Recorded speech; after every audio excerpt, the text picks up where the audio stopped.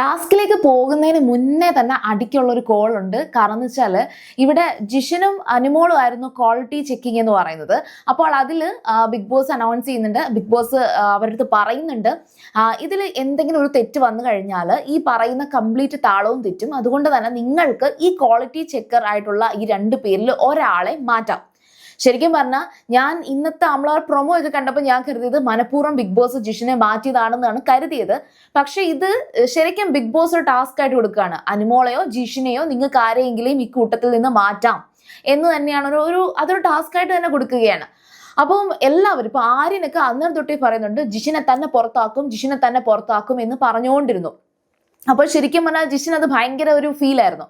പിന്നെ അക്ബർ പറഞ്ഞൊരു പോയിന്റ് ഞാൻ ഓർക്കുന്നുണ്ട്, എനിക്കത് ഭയങ്കരമായിട്ട് ഇഷ്ടപ്പെട്ടു. അതായത് ജിഷിൻ നോമിനേഷൻ ഫ്രീ ആകാൻ വേണ്ടിയിട്ട് കളിക്കുന്നുണ്ട്.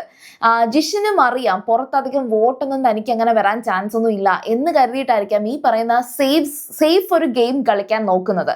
നോമിനേഷൻ ഫ്രീ ആയി കഴിഞ്ഞാൽ ഈ ബിഗ് ബോസ് ഹൗസിലുള്ള എല്ലാവരെയും സോപ്പിട്ട് നിന്നാൽ, എല്ലാവർക്കും നന്നായിട്ട് ഫുഡ് വെച്ചു കൊടുത്ത് എല്ലാവരെയും ഹാപ്പി ആക്കിയാൽ തനിക്ക് ഇവിടെ നിന്ന് പോകാം എന്നാണ് ജിഷിൻ കരുതുന്നതെങ്കിൽ, അതവിടെ എല്ലാവരും പറയുന്നതാണ്, അത് പൊളിച്ചെടുക്കാൻ വേണ്ടിയിട്ട് തന്നെ അക്ബറും പറയുന്നുണ്ട്. അപ്പോൾ അനുമോൾക്കാണ് കൂടുതൽ വോട്ടെന്ന് എല്ലാവരും തുടക്കമേ പറയുന്നുണ്ടായിരുന്നു. പക്ഷെ വോട്ടിന്റെ ആ ഒരു റിസൾട്ട് വന്നപ്പോൾ എനിക്ക് മനസ്സിലായ ഒരു കാര്യം എന്ന് വെച്ചാൽ ആ ഒരു മാനദണ്ഡത്തിലൊന്നും അധികം ആരും വോട്ട് ചെയ്തിട്ടില്ല. പകരം അനുമോൾക്ക് 7ഉം ജിഷിന് 6ഉം വോട്ട് കിട്ടി. അനുമോള് ക്വാളിറ്റി ഓഫീസറായിട്ടും ജിഷിൻ അതിൽ നിന്ന് ആ ഒരു സ്ഥാനത്ത് നിന്നും മാറുകയാണ് ചെയ്യുന്നത്. അത് കഴിഞ്ഞിട്ട് അതിലും വലിയൊരു പ്രശ്നം പിന്നെ ഉണ്ടാവുകയാണ്. ജിഷിനെ മാറ്റിയ സ്ഥാനത്തേക്ക് ഒരാളെ കൊണ്ടുവരണം. അതിലേക്ക് ഷാനവാസും അക്ബറും നമ്മുടെ നൂറ, അബി, ഒനീല്, സാബുമാൻ എല്ലാവരും റെഡിയാണ്. പക്ഷെ അതിനകത്ത് ഒരു വോട്ട് വേണം. ആ വോട്ടിങ്ങിന്റെ സമയത്ത് ഷാനവാസ് ജിസേലിന്റെ അടുത്ത് വേറൊരു കാര്യം പറയുന്നുണ്ട്. അത് പിന്നെ അടുത്ത ഒരു പൊട്ടിത്തെറിയിലേക്ക് പോകുന്നുണ്ട്, ചെറിയൊരു വഴക്ക്. സംഭവം എന്ന് വെച്ചാൽ ഷാനവാസ് പറയുന്നുണ്ട്, ഇവിടെ ഈ വോട്ട് ചെയ്യുക എന്ന് പറയുമ്പോഴത്തേക്കും അതെന്തിനാണ് കിടന്ന് വിളിച്ചു പറയുന്നത്? അങ്ങനെ വിളിച്ചു പറയുമ്പോൾ പലരെയും ആ പറയുന്ന പേരുകൾ സ്വാധീനിക്കും. ശരിക്കും പറഞ്ഞാൽ ഇപ്പോൾ നമ്മൾ ഒരു കാര്യം, ആ ഒരു കാര്യത്തിലേക്ക് ഒരാളുടെ പേര് ഒരാൾ ആദ്യം വന്ന് ചൂസ് ചെയ്തു എന്ന് കരുതുക.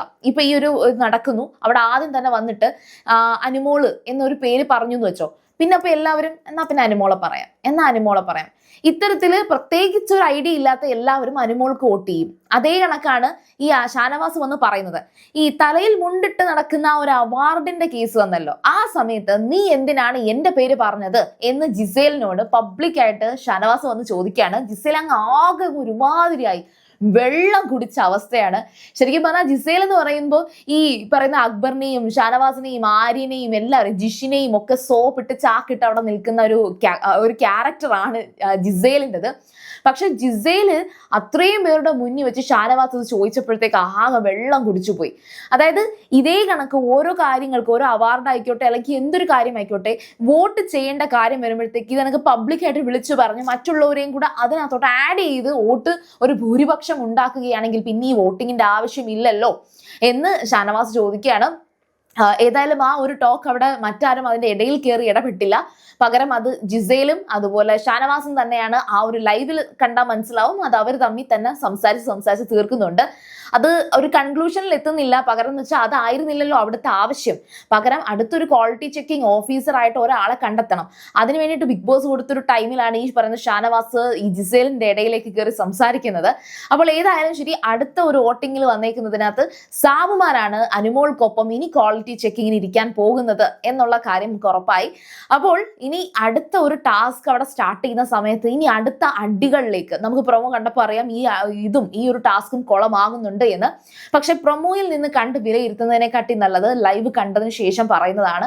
അതുകൊണ്ട് ഞാൻ പ്രൊമോയെ കുറിച്ചൊന്നും പറയുന്നില്ല. കാരണം വെച്ചാൽ പ്രൊമോ നമുക്ക് കാണുമ്പോൾ അനീഷു അതെടുത്ത് എറിയുന്നു, അനുമോൾ വീണ്ടും ബഹളം ഉണ്ടാക്കുന്നു, ഇതൊക്കെ നമുക്ക് തോന്നുന്നുണ്ട്. പക്ഷെ ലൈവിൽ വരുമ്പോഴത്തേക്ക് എന്തുകൊണ്ട് അത് ചെയ്തു എന്നുള്ളത് മനസ്സിലാക്കണമെങ്കിൽ ലൈവ് കണ്ടേ പറ്റൂ.